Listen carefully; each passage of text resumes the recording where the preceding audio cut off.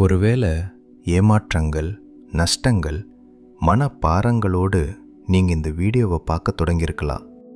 நம்ம ஆசைப்பட்ட காரியம் ஏன் இன்னும் நடக்கலை, நமக்கான ஒரு நல்ல காலம் எப்போதான் பிறக்கும்னு உங்கள் மனசுக்குள்ள ஒரு ஏக்கமும் தவிப்பும் இருக்கலாம்.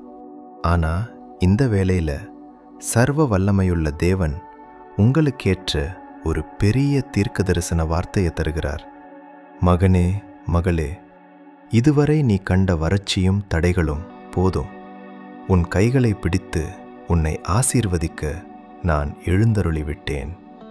வேதாகமத்தில் யாக்கோபு எந்த ஒரு ஆதரவும் இல்லாமல் வெறும் ஒரு கோலோட தான் வனாந்தரத்தில் அழுது சோர்ந்து போய் படுத்து கிடந்தான்.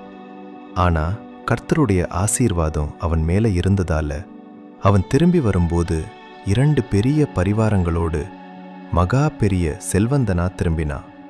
மனிதர்கள் அவனை ஒண்ணுமில்லாம ஆக்க நினைச்சாங்க. ஆனா தேவன் அவனை உலகமே பார்க்கும்படி உயர்த்தினார்.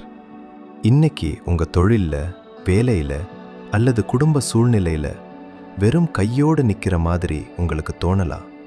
ஆனா உங்க தேவன் உங்களுடைய பிரயாசங்களையும் நீங்க சிந்துற கண்ணீரையும் உற்று நோக்கி கொண்டிருக்கிறார். வேதாகமத்தில் பேதுருவும் அவனோட நண்பர்களும் கடல்ல பிரயாசப்பட்டும் ஒரு மீனும் கிடைக்கல. ஆனா இயேசு அவங்களுடைய படகுல வந்து ஏறி சொன்ன ஒரே ஒரு வார்த்தைக்கு கீழ்ப்படிந்து வலையை போட்டபோது 2 படகுகளும் அமிழத்தக்கதாக திரளான மீன்கள் பிடிபட்டன. அதே அற்புதம்தான் இன்னைக்கு உங்க வாழ்க்கையிலும் நடக்க போகுது. உங்களுடைய காலியான படகு போன்ற வாழ்க்கையில இயேசு வந்து இறங்கி இருக்கிறார்.